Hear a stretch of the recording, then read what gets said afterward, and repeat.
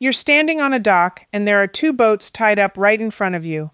One is shiny, white, brand new, straight off the showroom floor, with a price tag that could buy a house. The other one is older, a little weathered, built somewhere in the 1980s. And here is the part nobody tells you. That older boat will very likely still be floating and crossing oceans long after the shiny new one has been hauled away and scrapped. I did not believe that when I first heard it. It sounded like the kind of thing old sailors say to feel better about their old boats.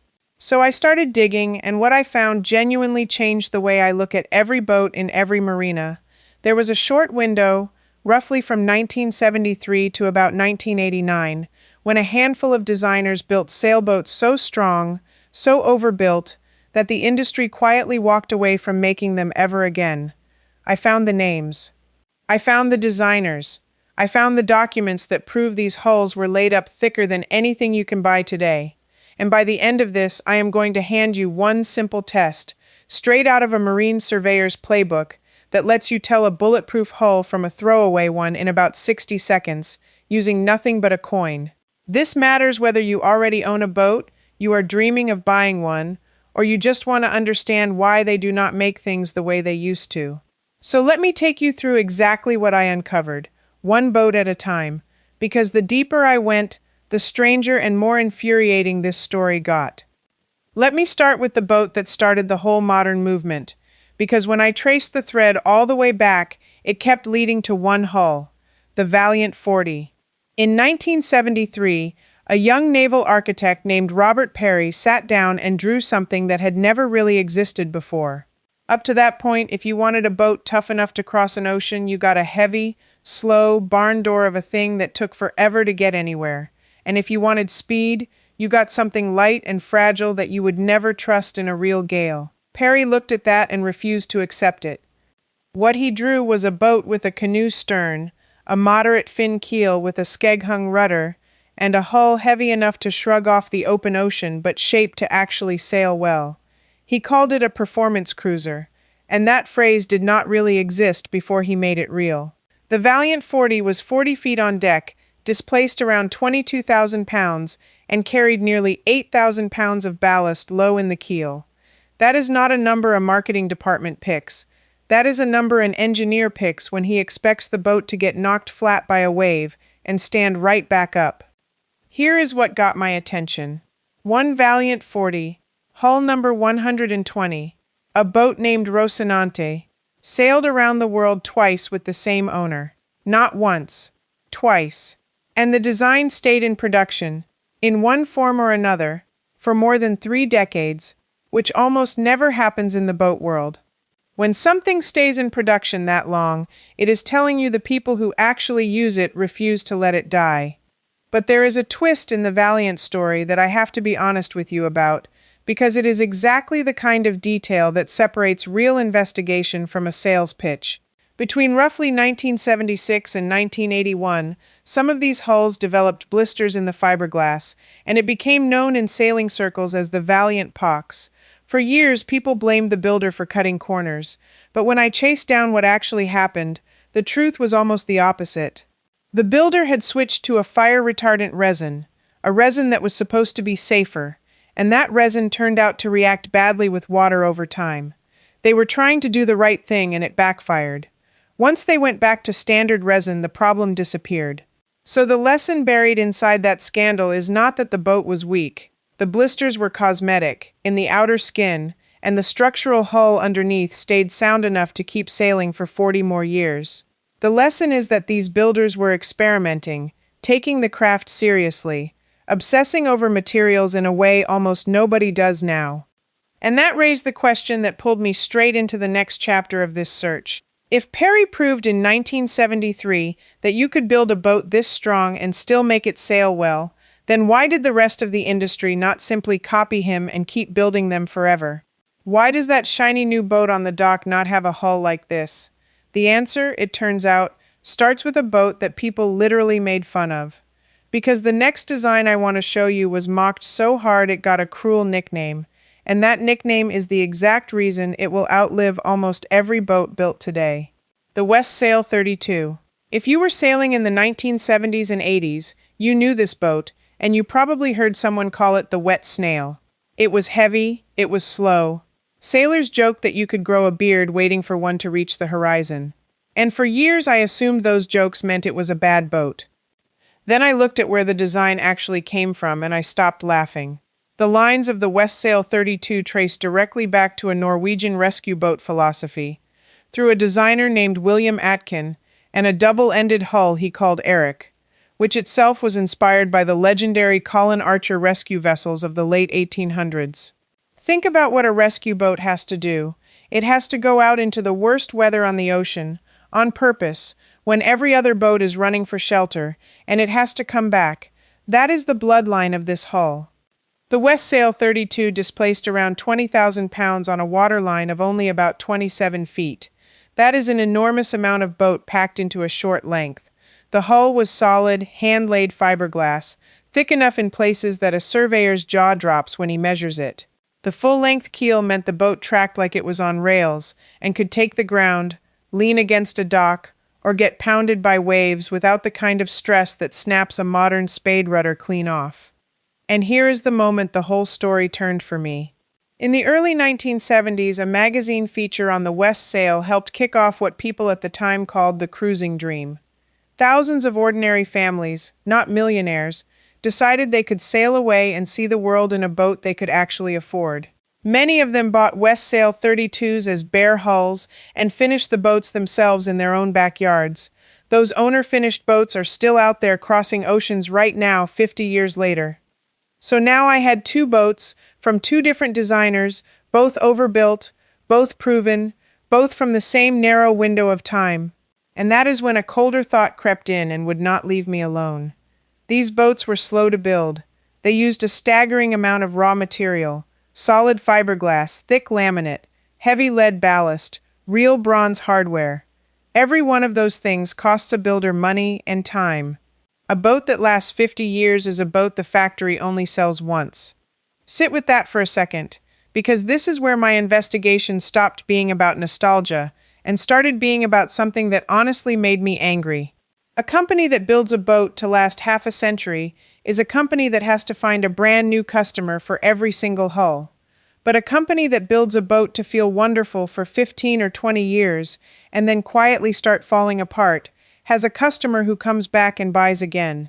The incentive is not hidden, it is just never said out loud. I want to be careful here, because I am not telling you every modern boat is junk, and I am not telling you the builders are cackling villains in a back room. What I am telling you is that the pressure of the market slowly, quietly rewarded lighter, cheaper, faster to build boats, and it punished the ones built like tanks. And the way it punished them was brilliant, because it did it with a word. Cord hulls.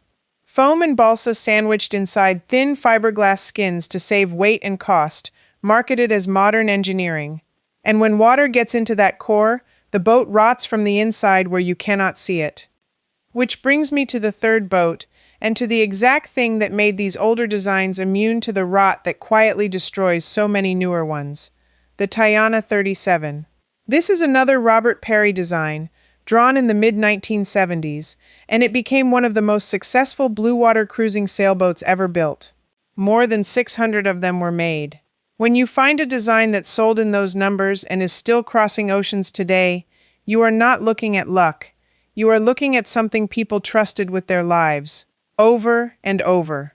The Tayana 37 had a solid fiberglass hull, not cored below the waterline.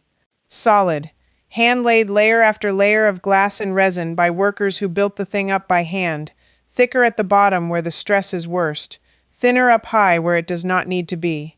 That single construction choice, solid glass below the waterline, is the reason these hulls do not soak up water and rot. There is no core down there to soak, and it is exactly the choice the industry moved away from to save money and weight. Now, I promised I would not just tell you history, so let me stop here and talk directly to you, because I know some of you are thinking this has nothing to do with your life. Maybe you do not own a boat. Maybe you never plan to buy a 40-foot ocean cruiser. I pieced this next part together specifically for you, the person who thinks this investigation is interesting but not useful. Because the real treasure I dug up is not the boats themselves. it is a way of seeing. Here is what you can do this week, even from a folding chair at your local marina, with nothing but your own two eyes. Walk the docks and look at the sterns of the boats. The older, tougher designs almost always have the rudder attached to a skeg or hung off a full keel, a solid fin of the boat running down in front of it, protecting it. The lighter, cheaper designs tend to have a spade rudder, a bare blade hanging straight down into the water on a single shaft with nothing protecting it. That bare blade is the first thing to break when a boat hits a log or runs aground. You can now tell, at a glance, from across a parking lot, which boats were built to take a beating and which were built to look fast at the boat show. And there is a second thing you can check on any boat you are ever allowed to step aboard, and it costs nothing. Go below, into the cabin, and knock on the inside of the hull with your knuckles down low, near the floor. On a solid fiberglass hull from this golden era, your knuckles will hurt. It feels like knocking on a rock. On a thin, cord, modern hull, it feels hollow and light, almost like a kitchen countertop. Your own hand can feel the difference between a boat built to last and a boat built to sell. That knuckle test right there is the whole reason I put my own books together, because a hull that rings hard is only the first of the 7 places a smiling seller will steer you away from. I spent years working with my hands outdoors, and I wrote these books for the man on a fixed income who wants one honest old boat that outlives him, so he can judge any used hull in about 10 seconds with a surveyor's method. Name the ordinary failures himself instead of translating every noise and leak into a boatyard bill, and know exactly where the honest hulls still hide and what the true annual cost of owning one really comes to. This video gives you the eyes. The collection gives you the full method, the checklists, the repairs you can do before lunch, and the numbers, all in writing, so you can carry it down the dock with you instead of trying to remember it. If that is the kind of knowledge you want in your hands, scan the QR code right there on your screen, link in the description, pinned comment. Now, back to the docks, because a solid hull is only half the story. That is knowledge nobody can take back from you now. So the Tayana taught me what to look for: solid glass, protected rudder, ballast down low, and hardware you could actually rebuild instead of replace. But it also opened up a question that I could not shake. If the hull is solid, what about everything hanging off it and bolted through it? Because I have watched good hulls sit in boatyards, rotting, not because the fiberglass failed, but because the deck delaminated, the ballast worked loose, or the whole thing was simply thrown away. And that is where the fourth design showed me the piece almost everyone misses. Because a strong hull with a weak deck joint is still a boat that leaks and dies, and one designer solved that better than anyone. His name was William Krelock, and the boats he drew for Pacific Seacraft are, to a lot of serious sailors, the finest production cruising boats ever made in America. The Pacific Seacraft 37, drawn by Krelock, is the boat people whisper about when they talk about doing things right regardless of cost. Here is the detail that stopped me cold. On a huge number of production boats, the hull and the deck are 2 separate pieces bolted or glued together along a seam, and that seam, that hull-to-deck joint, is where leaks and failures love to start. It is the single most common weak point on a fiberglass boat. Krelock's boats and their builders treated that joint like it was holding the whole world together, with an inward-turning flange, bedded, bolted, and glassed so it became nearly one solid piece. And the ballast, the heavy lead down in the keel, was encapsulated, sealed inside the fiberglass of the hull itself, so there were no keel bolts down there to rust and weep and eventually let go. Think about what that means for how long the boat lives. The 2 things that kill most older boats are water getting into the deck and the keel connection failing. Krelock and the builders at Pacific Seacraft designed both of those failure points almost out of existence. These boats routinely score at the very top of independent evaluations for offshore capability.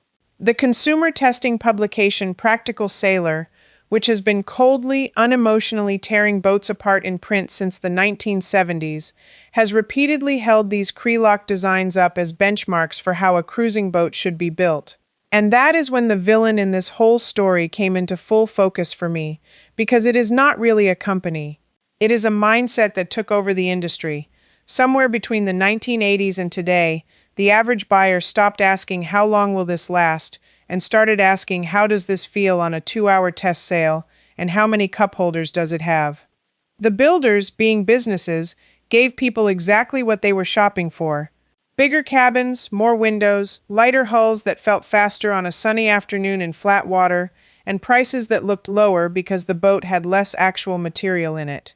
Nobody announced that they were building disposable boats. They just kept responding to what sold, and what sold was the show, not the substance. The knowledge of how to build a Krelock hull or a Perry hull did not vanish because it was lost. It vanished because it stopped being profitable, and an entire generation of buyers was never taught to know the difference. That is the quiet trick of it. You cannot demand a solid, hand-laid, encapsulated ballast hull if nobody ever told you such a thing existed. Well, now you know it existed. And that leads me to the last boat, and to the single, simplest, most durable idea of the whole era, the one I think about every time I see an old boat and a new one side by side. The Cape Dory line, drawn by a designer named Carl Alberg.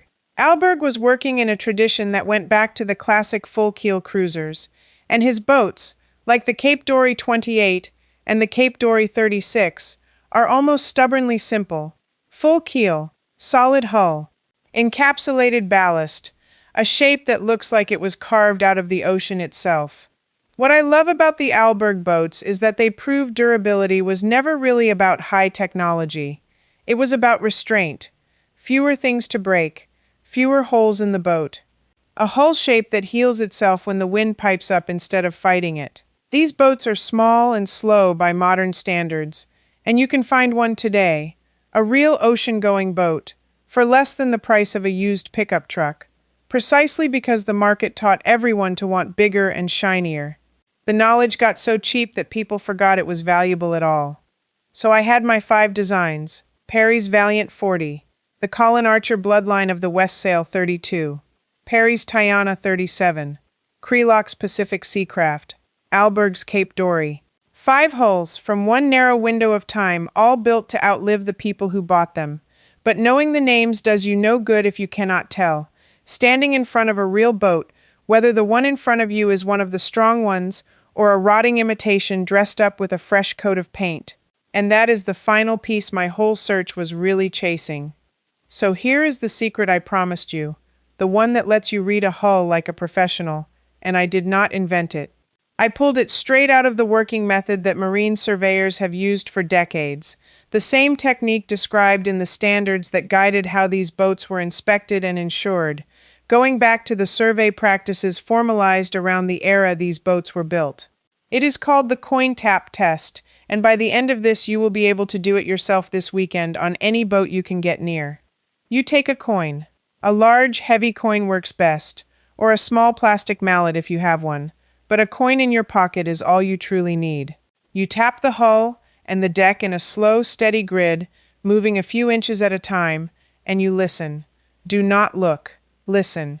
Where the fiberglass is solid and healthy, laminated tight with no water and no separation, the coin makes a sharp, hard, high ringing sound. It sounds alive. It sounds like tapping on a bell. That is the sound of one of these bulletproof golden era hulls. But when you move the coin over a spot where the layers have separated, where water has crept into a cored deck, where the laminate has gone soft and wet and started to rot from the inside, the sound changes completely. It goes dull, dead, a flat thud, like knocking on a wet cardboard box or a rotten log.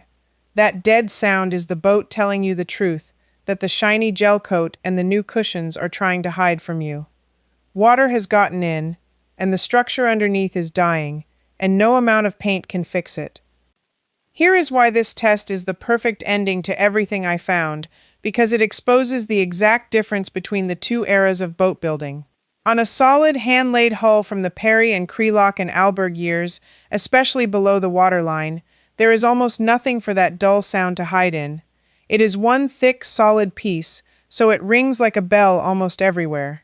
On a modern cored hull, that same tap test will find soft, dead, waterlogged spots that mean tens of thousands of dollars of hidden repair, or a boat that is simply finished.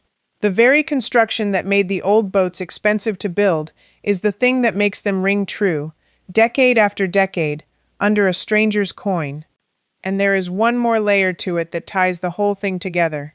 Anywhere the builder had to cut a hole in the hull, for a through-hull fitting, for the depth sounder, for the drains, you can actually see the raw edge of the fiberglass, the cross-section of the hull itself. On these golden era boats, you will look at that edge and see solid laminate, sometimes half an inch, sometimes closer to a full inch thick down low, with no dark line of soggy core running through the middle. On a throwaway hull, you will often see a thin skin, then a stripe of core, then another thin skin, and if that core looks dark or damp, you already have your answer.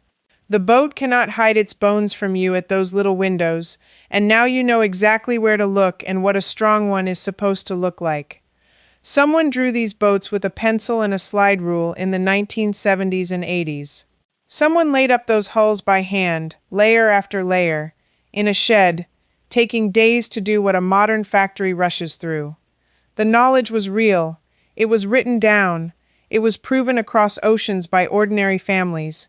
And then it was quietly allowed to slip away because it made boats that lasted too long to be good business. But it was never truly lost. It was preserved in the hulls still floating, in the survey techniques still used, in the documents still sitting in archives. And now it is yours. What you really recovered here is not 5 boat names. You recovered the ability to walk down any dock in the world and tell the difference between something built to last a lifetime and something built to be replaced, using nothing but your eyes, your knuckles, and a coin from your pocket.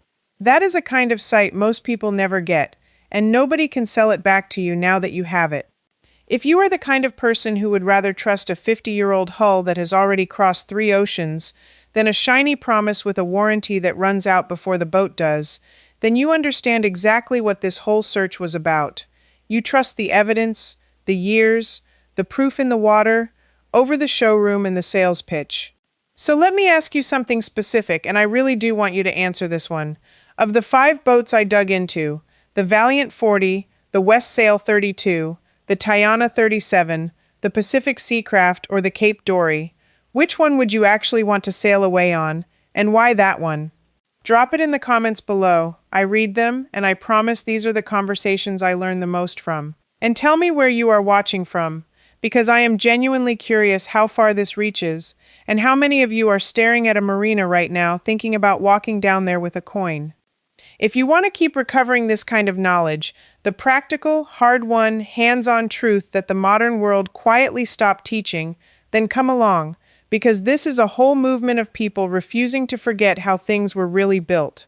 Next time I am pulling on a thread I did not expect, about a single cheap piece of hardware, the bronze seacock, and why the ones fitted to these old boats can be rebuilt forever, while the modern plastic replacements are designed to be thrown in the trash the moment they fail. Once you see what I found about that little valve, you will never look at the bottom of a boat the same way again. So that's the overview.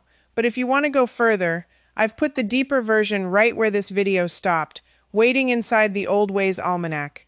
In there you can ask me your own questions, and a real person, me, answers you myself. And you won't be alone. Folks like you are already inside. Just point your phone's camera at the code on the screen. You can cancel any time with one click, no risk at all.